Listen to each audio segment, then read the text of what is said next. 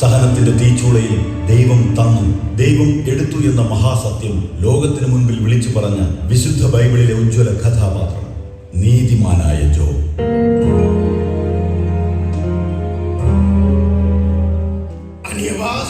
എന്താണ് ഇങ്ങനെ വിഷാദ ഹൃദയ ഭാവത്തിൽ നടക്കുന്നത്? പറയൂ, എന്താണ് അങ്ങേ അലട്ടുന്ന പ്രശ്നം? നമ്മെ അലട്ടുന്ന പ്രശ്നം അത്ര നിസ്സാരമല്ല. സേവൂസ് ദേവന്റെ അനുഗ്രഹം വേണ്ടുവോളം ഉള്ളപ്പോൾ അങ്ങ് എന്തിനാണ് വേവലാതിപ്പെടുന്നത്? മലാക്കിയ, അത് തന്നെയാണ് നമ്മെ അലട്ടുന്ന പ്രശ്നം. കിഴക്കേ അതിർത്തിയിലുള്ള സേവൂസിന്റെ വിഗ്രഹം മഴയും മഞ്ഞും വെയിലും കൊണ്ട് ക്ഷയിക്കുവാൻ തുടങ്ങിയിട്ട് കാലങ്ങളേറെയായി. ഈ അനിയവാസിന്റെ ശക്തിയായ സേവൂസിന്റെ വിഗ്രഹം പുനഃപ്രതിഷ്ഠ ചെയ്യണം. അനുദിന പൂജകളും കുരുതി ഉത്സവവും ഉടൻ നടത്തണം. ശരിയാണ് പ്രഭു. ആചാരമുറ പോലെ നറുക്ക് വീഴുന്ന ഓരോ ഭവനങ്ങളിലും സേവൂസിന്റെ വിഗ്രഹം കുടിയിരിക്കട്ടെ. അതാണല്ലോ പാരമ്പര്യം. മലാക്കിയുടെ അഭിപ്രായത്തോട് നാമും യോജിക്കുന്നു. ഇതാകട്ടെ ഇന്നു മുതൽ ആദോം ദേശത്തിന്റെ പുതിയ നിയമം.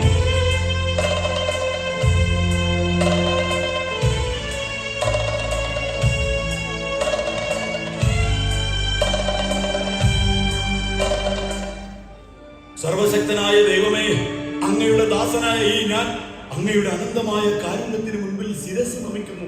ദൈവത്തിന്റെ കരുണ എന്റെ ആലകളിൽ 7000 ആടുകളും 3000 ഒട്ടകങ്ങളും 1000 കാളകളും 500 കഴുതകളും എണ്ണം നിറഞ്ഞു കാണുമ്പോൾ അങ്ങയുടെ പരിപാലനയോർത്ത് വിശ്വസ്തയോടെ നന്ദി പറയുന്നു.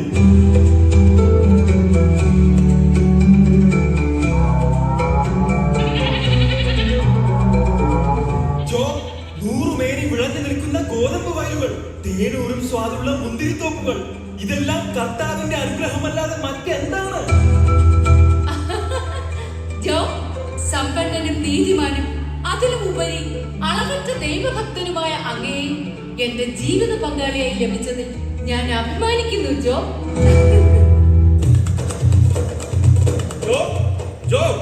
നിനക്കൊരു മഹാഭാഗ്യം ലഭിച്ചിരിക്കുന്നു. കിഴക്ക് ദിക്കിലെ സേവൂസിന്റെ വിഗ്രഹം പ്രതിഷ്ഠിക്കുവാനുള്ള നറുക്ക് വീണിരിക്കുന്നത് നിനക്കാണ്, നിന്റെ ഭവനത്തിനാണ്.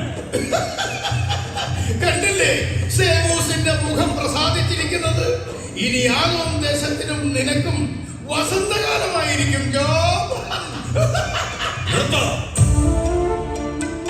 ദൈവം മോശ വഴി നമുക്ക് നൽകിയ കൽപ്പന നിങ്ങൾ മറന്നോ? നിന്റെ ദൈവമായ കർത്താവിനെ മാത്രമേ നീ ആരാധിക്കാവൂ. ദൂഷണം, ദൂഷണം. സേവൂസിനെതിരെ ദൂഷണം പറഞ്ഞ നിന്റെ നാവ് പുഴുത്തുപോകും.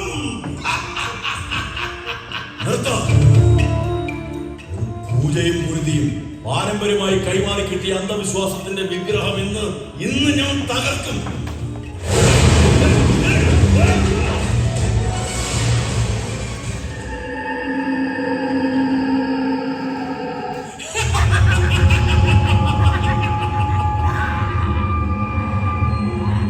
സ്വർഗത്തിൽ നിന്ന് പുറത്താക്കിയ വിഷസർപ്പമേ, നീ എന്തിനിവിടേക്ക് വീണ്ടും വന്നു?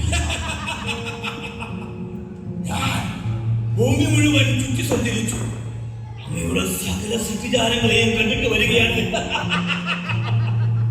അങ്ങയുടെ മക്കൾ സൃഷ്ടാവിനെ മറന്ന് സൃഷ്ടിയെ ആരാധിക്കുന്നു. സാത്താനെ, നീ ഭൂമിയിൽ എന്റെ മകൻ ജോബിനെ ശ്രദ്ധിച്ചു. അങ്ങ് അവന് ധാരാളം സമ്പത്ത് നൽകിയിട്ടുണ്ട്. അതുകൊണ്ട് അവൻ അങ്ങയെ സ്തുതിക്കുന്നു. അവനെ പരീക്ഷിക്കുവാൻ നീ എന്നെ അനുവദിച്ചാൽ അവൻ തീർച്ചയായും അങ്ങയെ തള്ളിപ്പറയും. നീ പരീക്ഷിച്ചു കൊള്ളുക, പക്ഷേ എന്റെ മകന്റെ ദേഹത്ത് ഒരു പോറല് പോലും ഏൽക്കരുത്. സമ്മതിച്ചിരിക്കുന്നു, സമ്മതിച്ചിരിക്കുന്നു.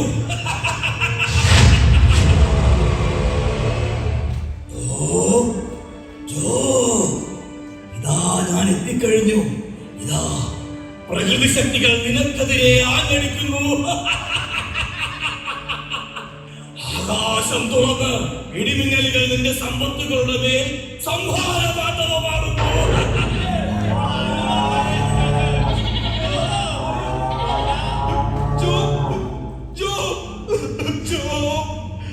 നമുക്കെല്ലാം നഷ്ടപ്പെട്ടു. എല്ലാം നഷ്ടപ്പെട്ടു.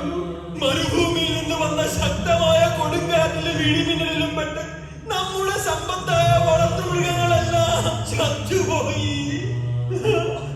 ശക്തമായ പേമാരിയിലുണ്ടായ പ്രളയത്തിൽ നമ്മുടെ കൃഷികളെല്ലാം നശിച്ചു. ജലപ്രളയം തടയാൻ ശ്രമിച്ച അങ്ങയുടെ മക്കളും സഹോദരന്മാരും ആ പ്രളയത്തിൽ ഒലിച്ചുപോയി.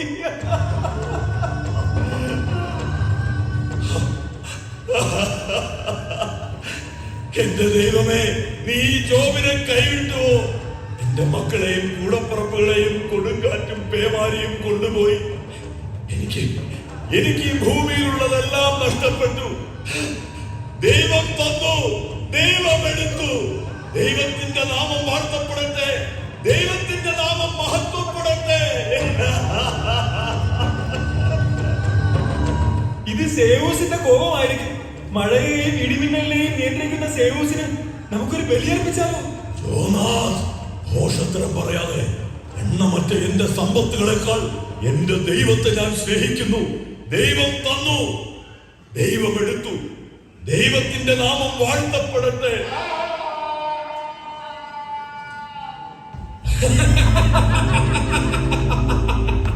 കഴിഞ്ഞില്ല ജോ, ഇനിയും പരീക്ഷണങ്ങൾ ബാക്കി കിടക്കുന്നു. ഘോര പരീക്ഷണങ്ങൾക്കൊടുവിൽ നീ പുഴുത്തുനാളുന്ന ശരീരത്തോടെ നീ നിന്റെ ദൈവത്തെ തള്ളിപ്പറയും.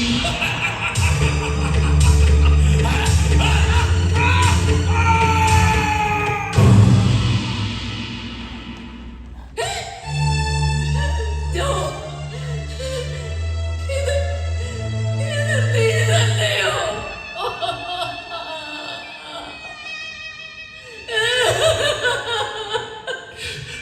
ഇത് ഇത് ഇത് ഞാൻ തന്നെയാണോ? എനിക്ക് എന്ത് പറ്റി?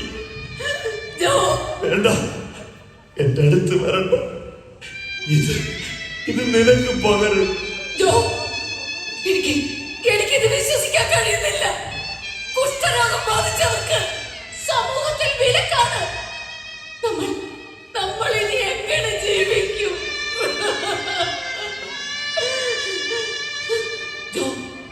ജോ, നീ ഇനിയും ദൈവഭക്തിയിൽ ഉറച്ചു നിൽക്കുവാണോ? നീ നിന്റെ ദൈവത്തെ തള്ളിപ്പറഞ്ഞ് സേവൂസിനെ ആരാധിക്കൂ. അല്ലെങ്കിൽ ദൈവത്തെ പഠിച്ചു മരിക്ക്. നീ ജോബിനെ തള്ളിപ്പറയുകയാണ്. നിങ്ങളെല്ലാവരും എന്നെ തള്ളിപ്പറഞ്ഞാലും എനിക്ക് എന്റെ ദൈവം മാത്രം മതി.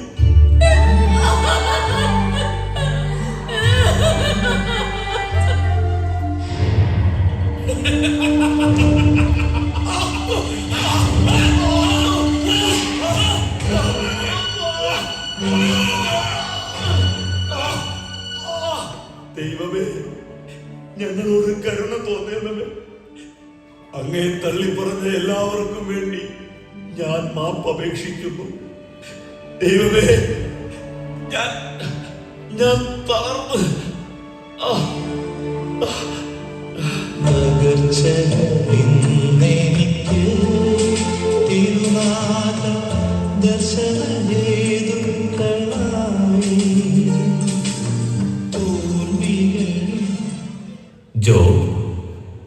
ജോ, ആരാ? ഞാൻ നിന്റെ ദൈവം. ദൈവം? എന്റെ ദൈവം? എല്ലാ സഹനങ്ങൾക്കും നടുവിൽ നിന്നുകൊണ്ട് നീ ദൈവത്തെ സ്തുതിച്ചു. ഞാൻ നിന്നിൽ സംപ്രീതനായിരിക്കുന്നു. നിനക്ക് സൗഖ്യമുണ്ടാകട്ടെ. എന്റെ ദൈവമേ, എന്റെ മുറിവുകൾ മായുന്നു. ഞാൻ പൂർണ്ണമായും സുഖം പ്രാപിച്ചു. ഞാൻ അങ്ങയുടെ മുമ്പിൽ മുട്ടുകുത്തുന്നു. നീതിമാൻ എന്തിന് ക്ലേശങ്ങൾ സഹിക്കണം എന്ന സങ്കീർണമായ ചോദ്യത്തിന്റെ ഉത്തരമാണ് നിന്റെ ജീവിതം. നിന്റെ വിശ്വാസത്തിന്റെ പ്രതിഫലമായി നിനക്ക് നഷ്ടപ്പെട്ടതെല്ലാം ഞാൻ ഇരട്ടിയായി തിരിച്ചു തരുന്നു. നീ ദൈവത്തിലുള്ള വിശ്വസ്തതയുടെയും സുഹൃത ജീവിതത്തിന്റെയും മാതൃകയായി സകല ജനതയ്ക്കും വേണ്ടി ലോകാവസാനത്തോളം നിലനിൽക്കും.